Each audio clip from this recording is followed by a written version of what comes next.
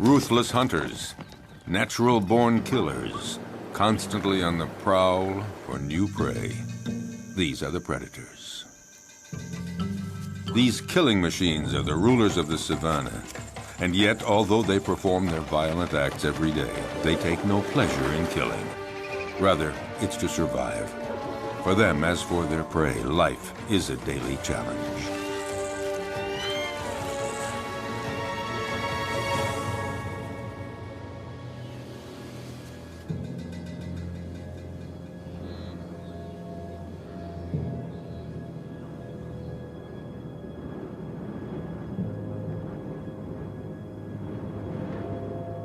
In the African savanna, right at the top of the food chain, are many species of big predators.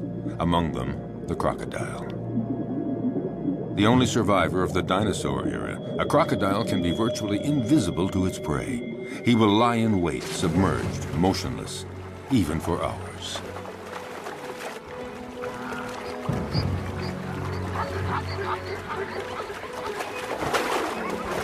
Fearsome, discreet, wily, he is perfectly adapted to life in the water and has the sinister reputation as the most dangerous killer in Africa.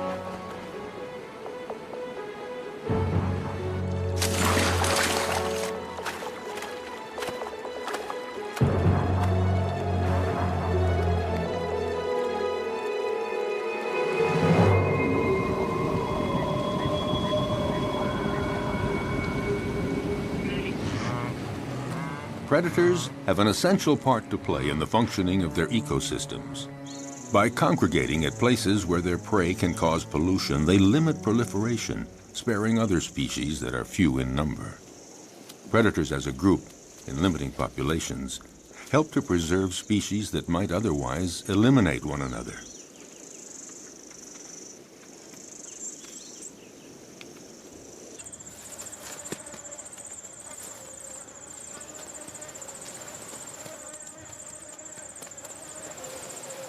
In the end, nature is well managed, because any given area always has just the number of predators it can handle, and no more.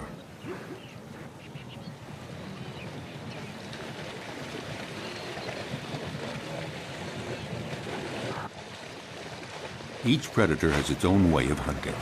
Their strength and speed seem to protect them from many dangers, but their never-ending need for food, for survival, drives them constantly to keep hunting.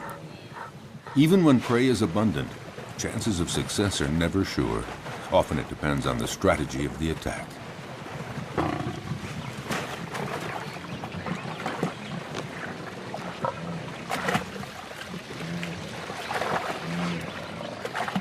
Seized at the throat, this gnu has no chance. The lioness's jaws have broken its spine.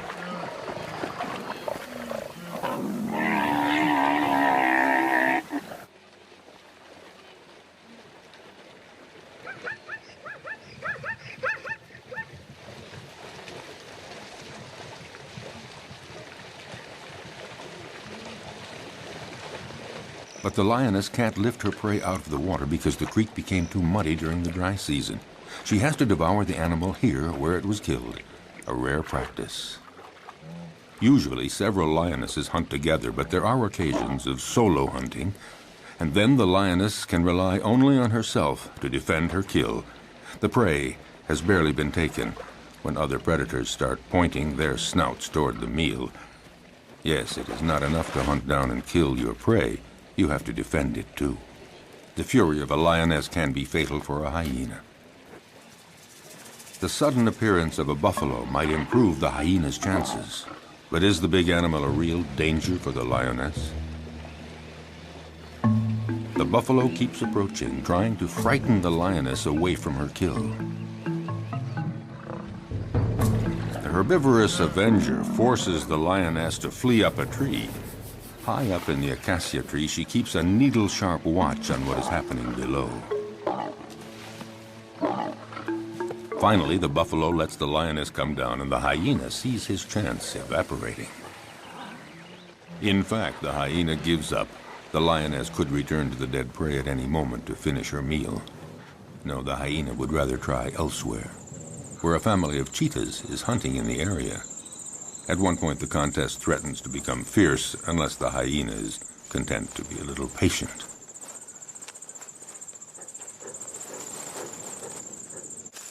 Why not let the fastest predator of the savanna do all the hard work?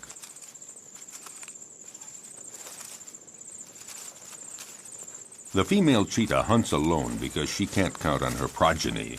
In this case, 3 teenagers. They're too young and too clumsy.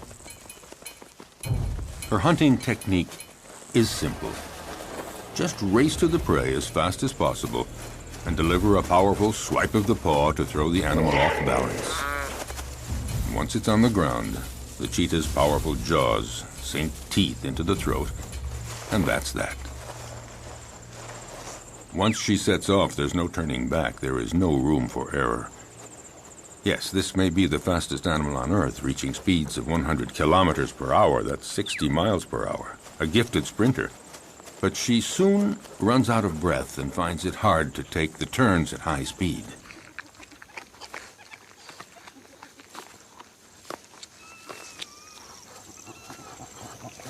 She expends so much energy all at once that she needs a breathing space to recover, and these are precious minutes. Because the hyena is on the prowl, and he knows that this is the instant to try something if he's going to steal any of the meat. The young cheetahs waste no time in munching off the first bits. The cheetah senses danger. But what can she do? These kids are too clumsy to make any sort of organized resistance.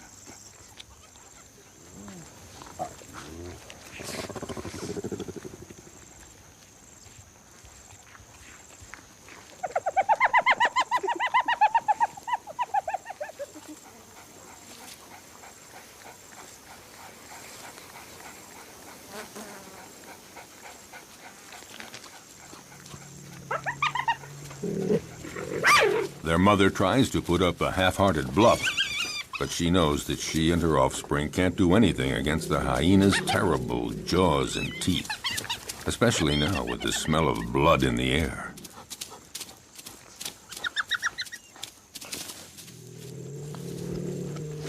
She doesn't even try to fight.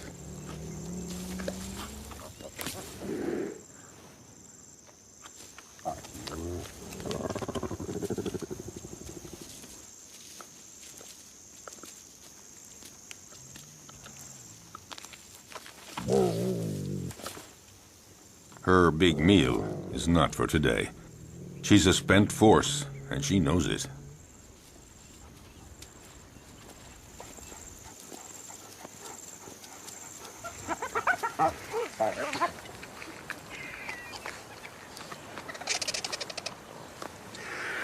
The scent of blood draws many scavengers. They're not considered true predators because they eat animals that have already been killed by others. A real predator hunts down and kills live, fleeing animals.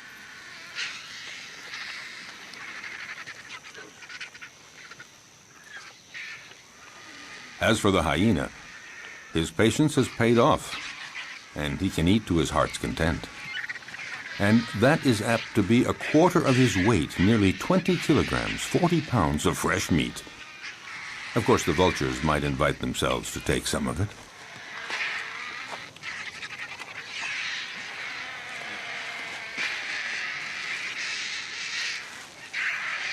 A jackal is prowling around, but he's no match for the hyena.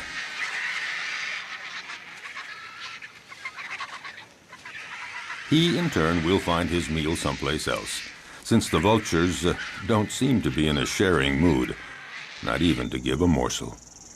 So he has to fall back on more modest prey.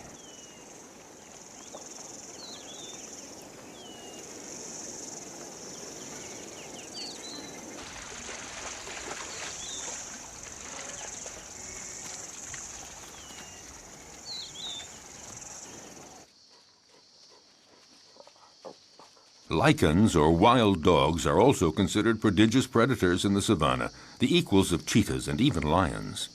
They're among the carnivorous animals that hunt during the day. To feed the family twice every day at sunup and sundown, they leave their lairs to hunt in packs. But they're not always successful, because they're often smaller than the animals they attack.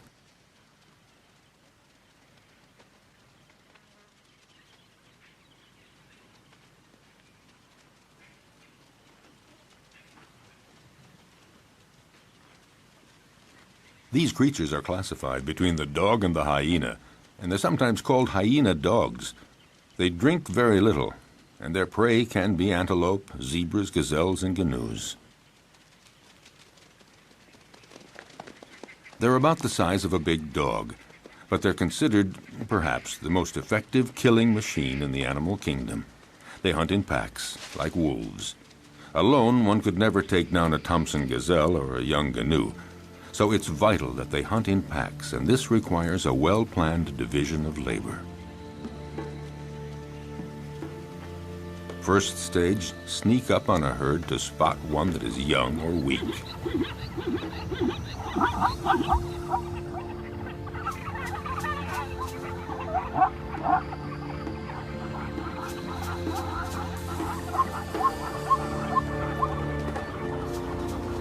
Next, chasing down in relays.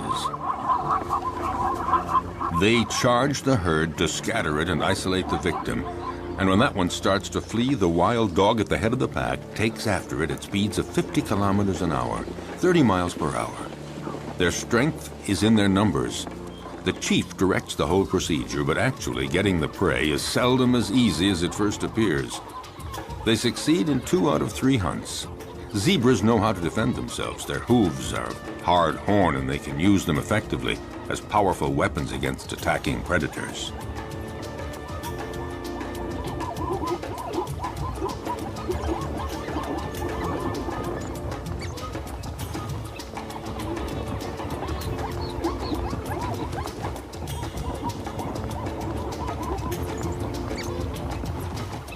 This time, the zebra herd manages to fight off this pack that isn't really prepared for this morning chase. Herbivorous animals know how to put up a good defense. Elephants stand very tall, and they fear none. But the others have to learn the behavior patterns of their potential predators. They know when they're hunting and when they're not. So it's common to see a herd of zebras calmly munching plants just a few feet from a relaxing lioness. But the zebras are watchful all the same. The stallion stands slightly apart like a sentinel.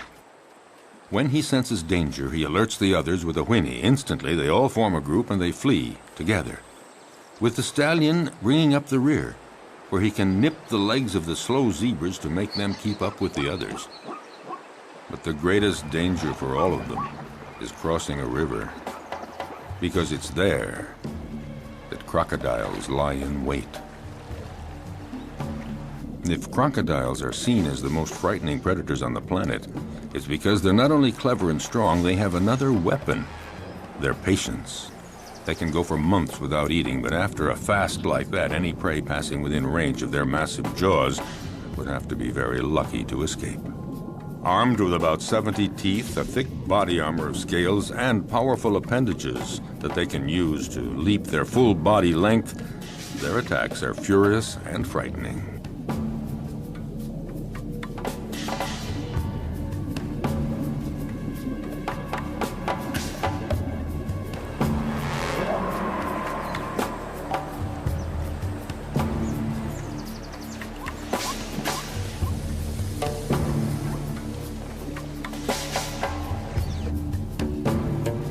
Their body submerged to surface level in a river or a pond makes them almost undetectable, just a part of the environment, until they surprise their victim.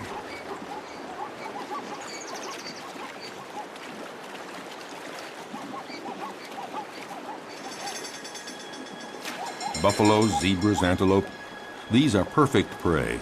And slippery shoreline mud or steep riverbanks often make it hard for the prey to get away.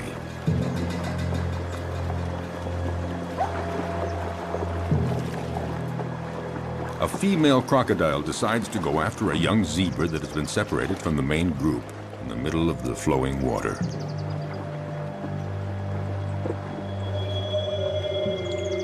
It's not a fair fight. Alone, terrified and wounded in the river, the animal doesn't know where to go or how to get away. The female crocodile tries to drag the wounded creature down into the water, but the youngster is resisting ferociously. It's hopeless. The crocodile has to have a better hold. The prey might get away. Whatever it takes, she has to get a firmer grip with her jaws, and in those few seconds, the zebra could get away.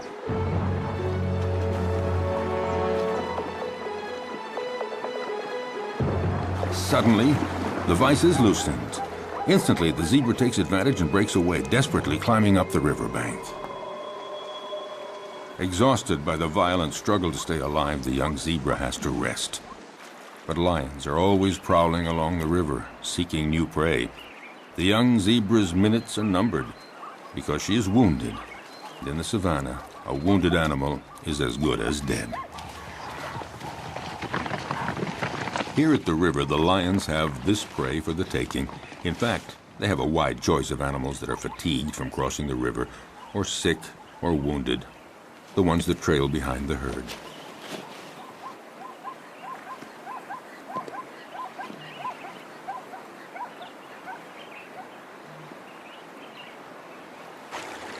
As for the crocodiles, they gather around the only crossing point for the animals.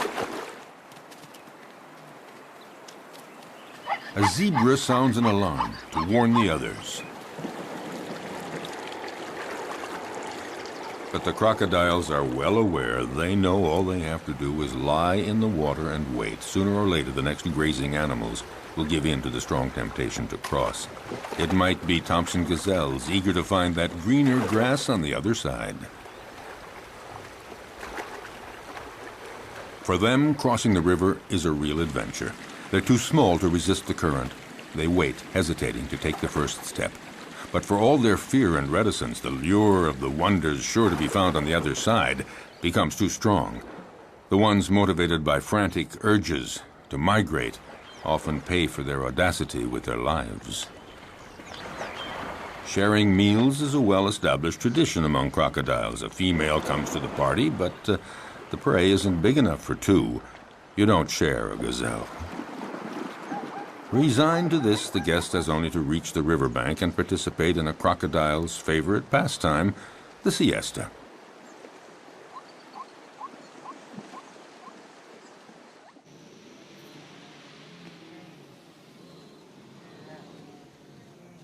But during the mass migration across the Masimara Plains, danger comes not only from crossing the river, it lurks everywhere.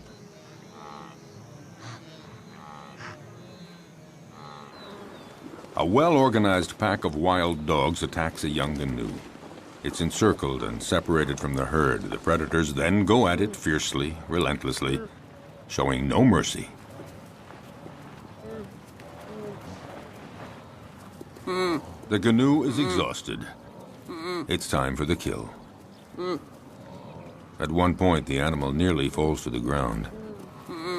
One of the wild dogs seizes a hoof. And finally, the creature drops. Often, the attackers will hold the muffle of the prey tight until it stops all movement.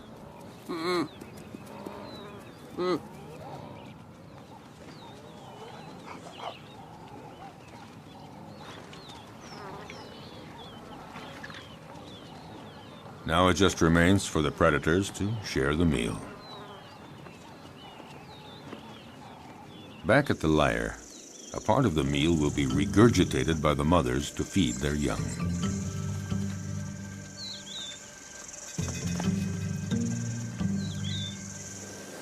It may seem that predators are ruthless. They show no mercy at all. But they kill only when they're hungry. Their potential prey senses this. As we saw, herds are often oblivious to lions walking almost beside them. But if a herd senses that a lion is hungry, they are away and fast.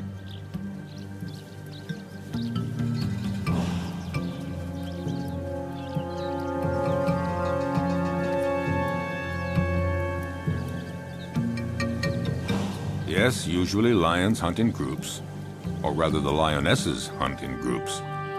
Males take no part in the hunting. They are content to feast on what the females bring in. What lions like most are gnus and zebras, the slower animals that are easier to run down, not the gazelles and antelope. Actually, hunting any animal is always difficult.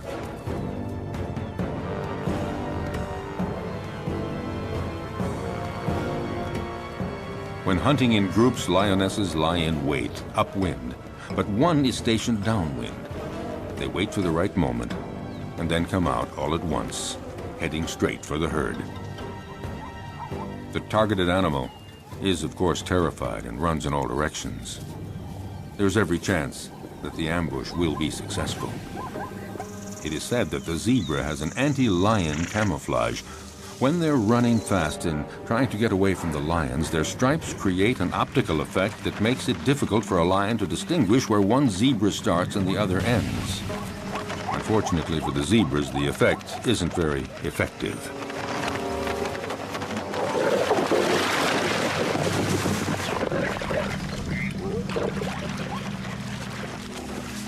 A lioness kills by strangulation, and it's a slow death.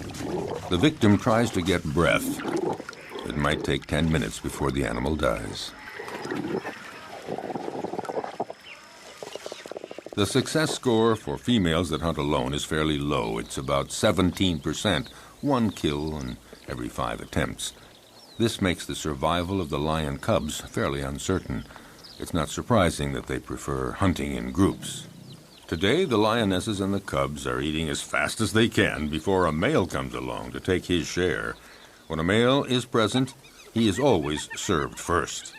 But this time, Mom and the kids will have full stomachs. All the same, the odor of the carcass draws famished hyenas.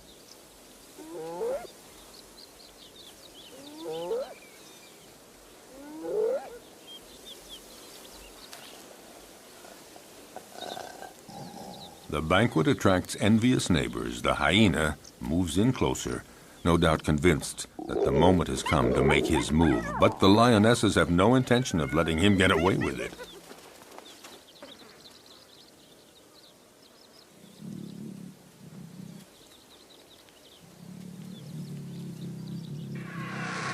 He's going to have to wait until the lion family has had its fill, and then he will move in to find they have left him a few bare bones.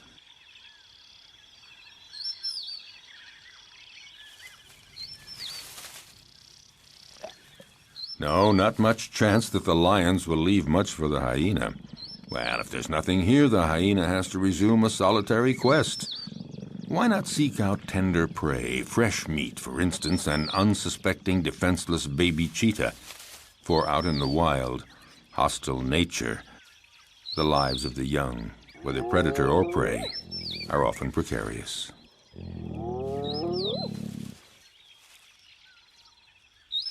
However, the hyena just might have a difficult and dangerous fight with the mother. Intimidation, dissuasion, will he dare?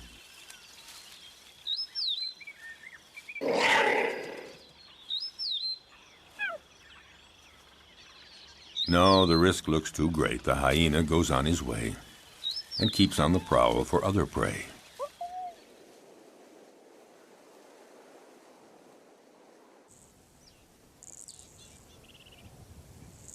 His courage seems to have deserted him for trying another attack. Off the hyena goes looking for any food to quell the pangs of hunger. Once the danger is over, the mother cheetah is required to leave her little ones and go off to hunt. But will they be there when she returns? In the savannah, cruel choices have to be made. The hyena appears to have gone off and is now far enough away. The cheetah has to go for it. A quick hunt and then back to the lair.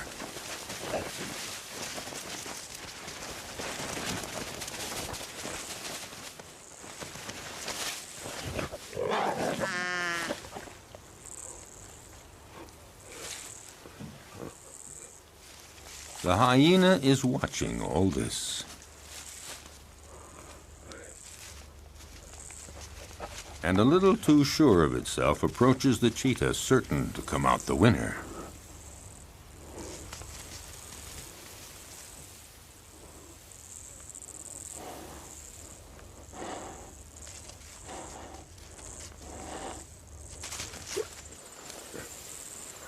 But just then, a new character walks on stage, one that was not expected, a lioness. This one is really sure of herself and determined to turn the situation to her advantage.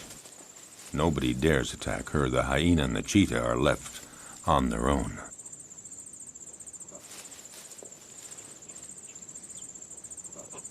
Indifferent, the lioness ignores them with the arrogance of a victor.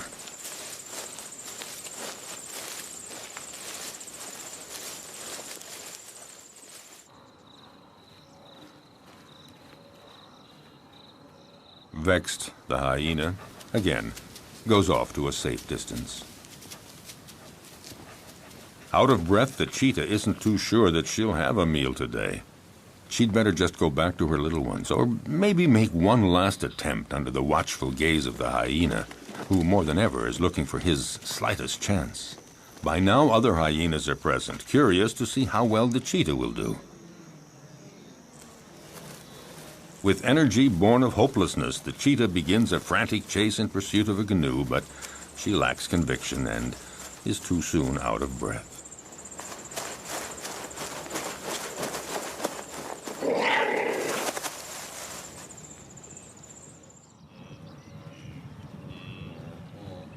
Even the gallery of watching hyenas doesn't think that she'll succeed. However, they join others of their pack and profit from the panic caused by the cheetah to attack a wounded gnu.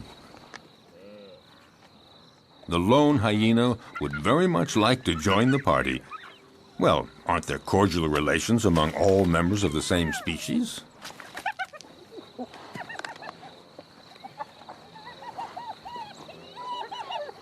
No cordial relations at all. A very strict social order determines relationships among individuals in groups of hyenas. The loner is not part of this group, so the dominant female directing the group chases him away in no uncertain terms.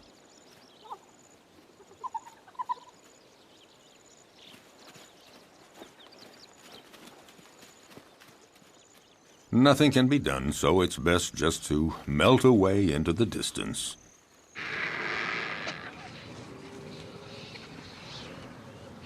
The dry season is drawing to a close, and carnivorous animals are finding less and less game, and they're growing weaker.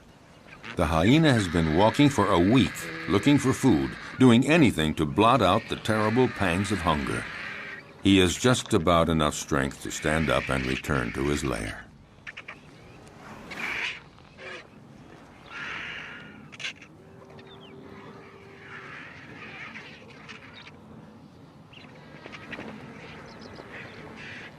Oh, he knows the vultures are waiting for just one thing, for him to lie down and not get up.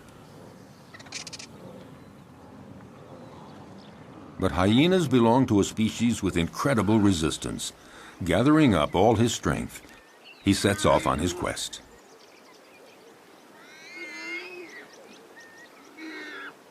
He isn't lucky and doesn't have the strength of a lion, but all the same, his plight isn't so bad compared to that of the warthog that the lioness has no hesitation in devouring while still alive.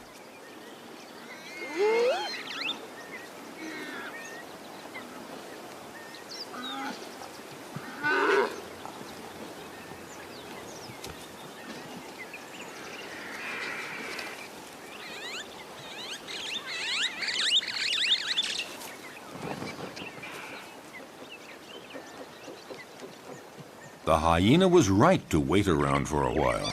At last, there is a reward because the lioness leaves the warthog carcass after eating only the entrails. Finally, something to eat.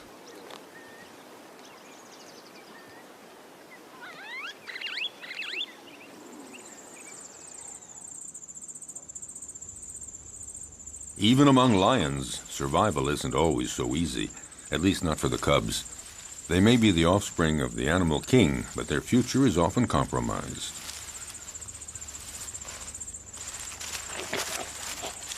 Power and strength characterize the lion, but the cubs are vulnerable, and danger lurks everywhere, even within their own group. Actually, among the lions, everybody seems to be getting along with a certain intelligence. The females within a family are taking good care of the little ones. A female will submit to any sort of nuisance from the cubs, and will even take care of the ones that are not her own. So the females remain calm, but it's quite different with the males. They guarantee reproduction, and they protect the females and the cubs, but they can turn dangerous for the cubs. Unmindful of his tremendous strength, a male who is annoyed by a cub teasing him just might kill the youngster with a swipe of his paw. Lions like to live in a stable family group, and yet the young ones, especially the newborn, are always vulnerable. Prudently, a female about to give birth distances herself from the group and finds a lair where she can have her cubs. She wants to find a natural hiding place where hyenas and jackals and cheetahs can't get at the little ones, and to keep them safe from the male lions that might come to take them. A female may have as many as 6 cubs at a time, but only 1 in 5 will survive to adulthood. Cubs are most fragile during the first 20 months. Then they are young adults. The mother lioness has to leave her cubs in the hiding place and go out to forage for food, but she never knows whether when she returns she's going to find them dead or alive. Will they escape the prowling predators? The lioness is now isolated from her group, and she has to hunt alone. Her predatory hunting instincts have to overcome her maternal feelings.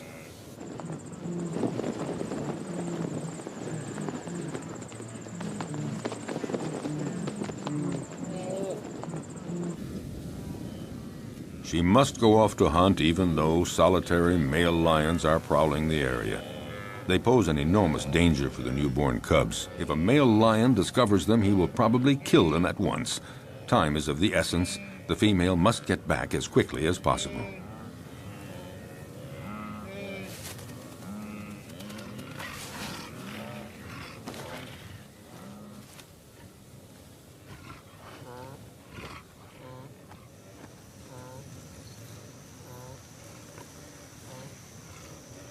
A lion, alerted by the noises, emerges from a thicket. A male lion does very little in life. He sleeps and takes care of reproduction, protects the group, and eats to his fill whatever the lionesses bring in from the hunt. And usually he's first in line. The lioness is well advised to catch her breath quickly and start eating as much as she can to regain her strength before the male shows up.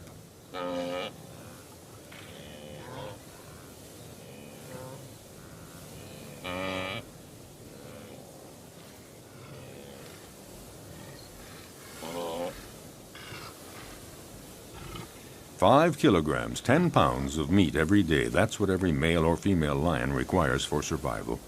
But one might eat up to 35 kilograms, 70 pounds, at a single meal. The effort has been so strenuous, the lioness has to recuperate for a good 10 minutes before feeling strong enough to begin eating.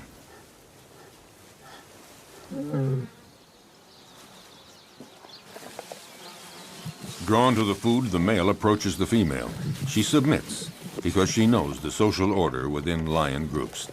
Males take first. Hence the lion's share, and here it literally means that he takes all the best pieces for himself, and he takes them before anyone else in the group. A male lion can be the most powerful predator of the savannah if he chooses. He's fearless. No animal would ever approach his killed prey.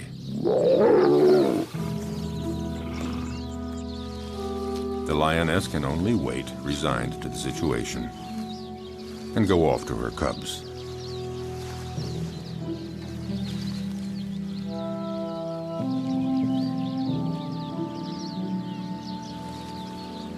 Returning from the hunt, the young mother lioness has to make her presence known. A cruel surprise awaits her.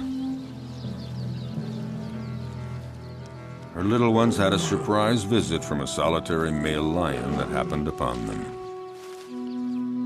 Only one cub remains, but it's dead.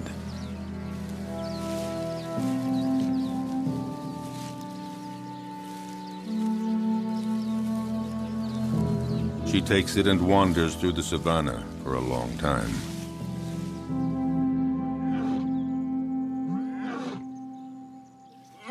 Before she can bring herself to give up the cub's body to the vultures.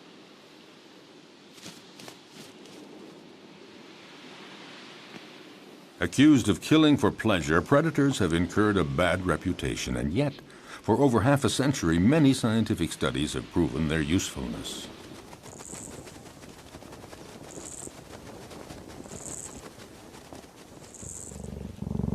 A number of predators are key species that enrich their region and determine the structure of animal communities. They maintain a good balance between various species. Attempting to suppress the predators to protect nature is a mistake, because any place without predators is not a stable environment. On the contrary, it's an artificial habitat made poorer and more fragile.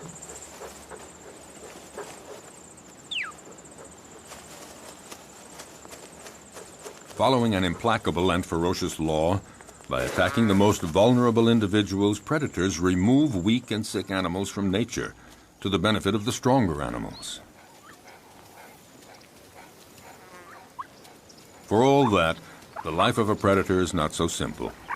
Nature's implacable law applies to them too. A sick predator, one that is wounded or not very good at the art of hunting, will in turn disappear. Learning to be a good hunter requires a long period of instruction. For example, a female cheetah has to take great pains teaching her young to hunt, so they learn to recognize and stalk down their future prey. They have to be taught how to choose prey, sense all its reactions, and know how to get it. Most important, young cheetahs have to master the essential swipe of the paw that knocks running prey to the ground. As a rule, the cheetah is certainly a superb sprinter, but since they can't take the quick turns at high speed while running, they have to rely on striking their prey precisely and forcefully with one paw, throwing it off balance and dropping it to the ground. The students learn this by practicing on a young live antelope provided by their mother.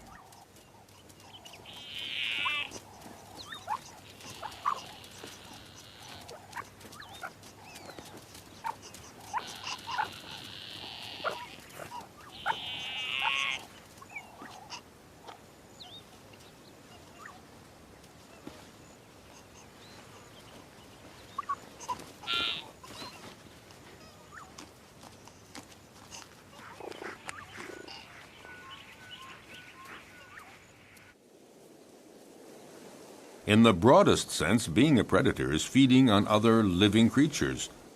Under that definition, practically all animals are predators. It's just a matter of scale.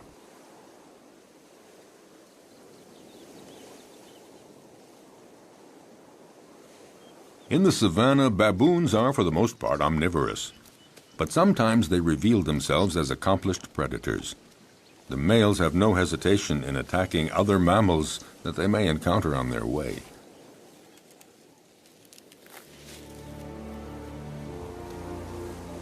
They can be terrifying opponents. Their bite is awesome. A powerful dominant male has caught a small gazelle. He doesn't wait for the prey to die before devouring it, right in front of his underlings.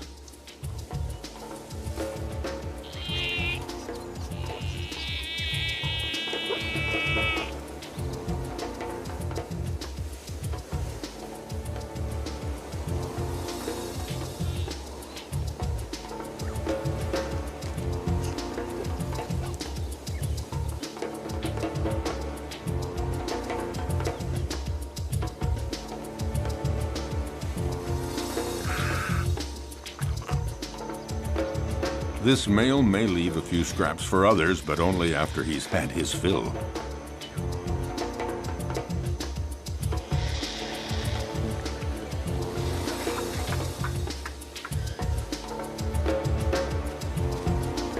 In the savannah, death is a part of everyday life. The baboons set off for new horizons.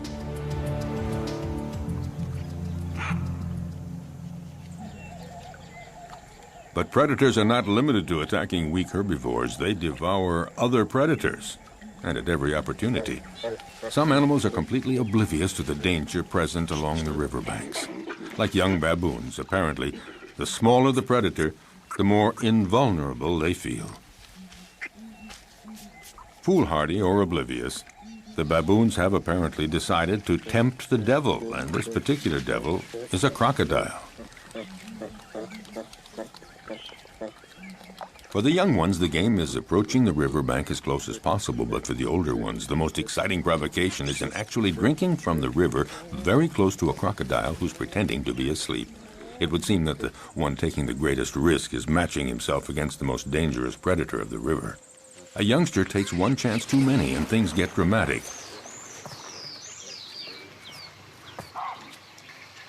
The alert is sounded, but it's too late. The entire group looks on helpless, seeing the young baboon in the jaws of the hungry crocodile.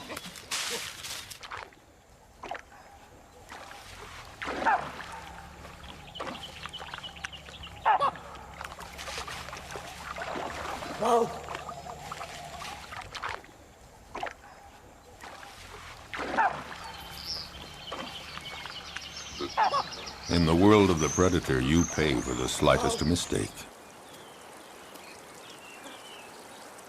But along the river banks, the crocodiles don't always have it their way. Facing a hippopotamus, the law of the stronger and the bigger holds, and the hippos move right in to use their heavyweight position to provoke the crocodiles.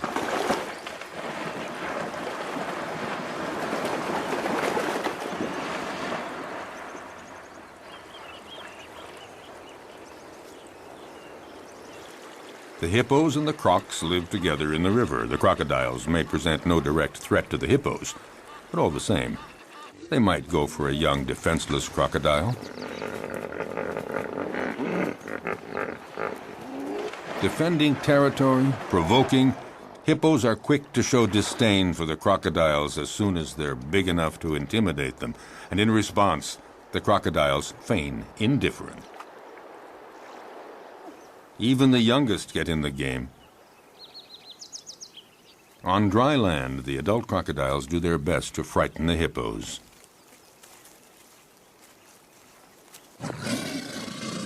They multiply their efforts, but the massive creatures don't believe a word of it, so to speak.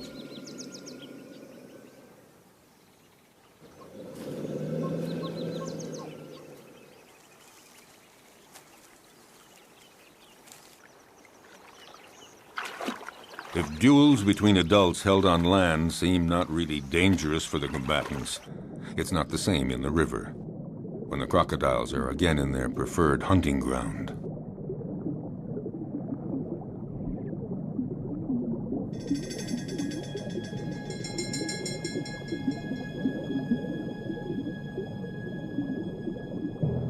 In the aquatic element, a crocodile is ruthless, facing a young hippo. Didn't realize how dangerous it is to get separated from the group.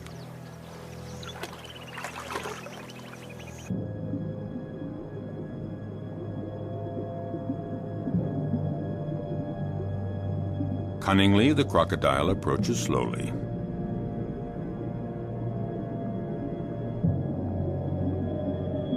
Very calmly, it pursues the prey, waiting for the right moment to strike. Feeling safe, not sensing exposure to any danger, the hippo swims down in the water. And the crocodile glides effortlessly. He's in no hurry.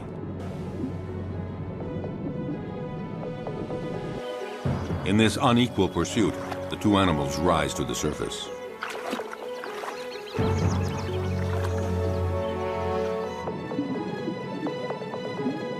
It only remains for the crocodile to pounce and pay no penalty.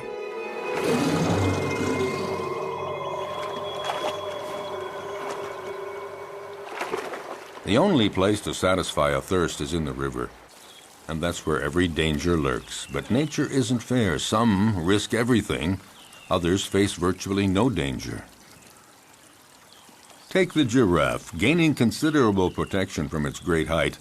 Still, it's in mortal danger drinking at the river, because it has to spread its legs, and in this uncomfortable position, the giraffe is highly vulnerable.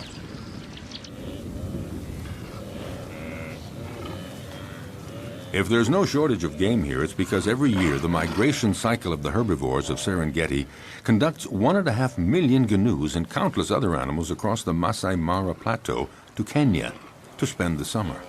Water holes and the whole environment provide predators with a happy hunting ground, and these meat eaters take full advantage. Nevertheless, the actual hunting is far from assured.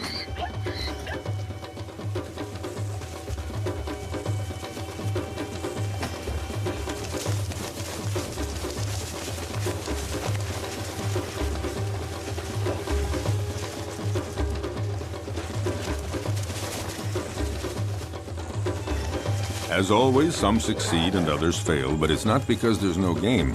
Some prey defend themselves with enough energy to repulse the most ferocious attacks. With 4 against 1, the cheetahs seem to have achieved their goal. But such combats don't always end as predicted.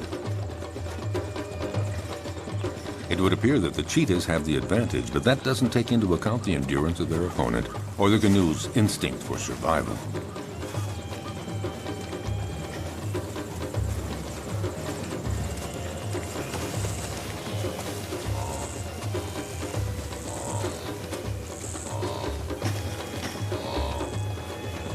Despite the ferocious attack he has endured, will the canoe's stubborn refusal to give in result in his eluding his attackers?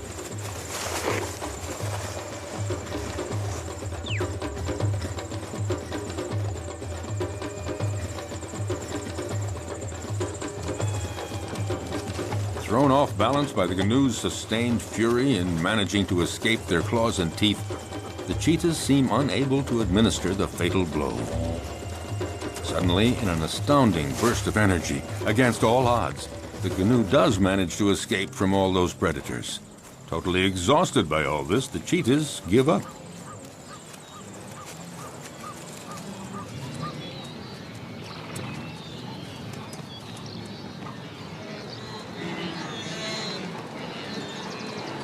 In this immense jumble of thousands of canoes and zebras and gazelles, as we have seen, the most fearful moments of their long migration trek come when they have to cross the river.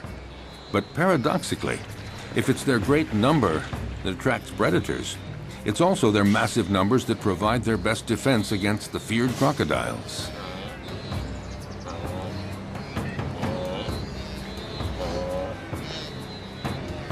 The canoes throw themselves into the river, where the crocodiles await them to conduct them to their doom. But there is such a density, so many animals churning in all directions. In this confusion of horns and hooves, the crocodiles are confused, unable to find a precise target.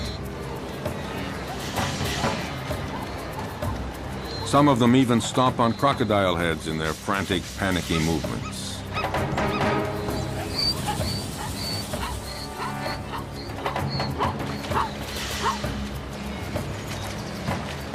This superabundant flow of animals disorients the predators, but any animals that stray from the central melee, any out on their own, are instantly victims of ferocious crocodile attacks.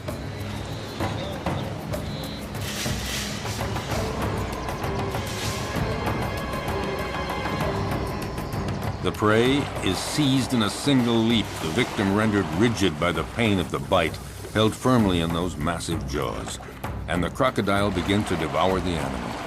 Often several others quickly come to share the feast, unless the first crocodile can manage to plunge the prize to the bottom of the river. If there were not predators on the Great Plains of the African savanna, it would create a major imbalance in the proper development of the ecosystem. Nature creates a balance where each animal has its place in the food chain. All species reproduce and evolve according to a cycle that allows them to live together in the same territory.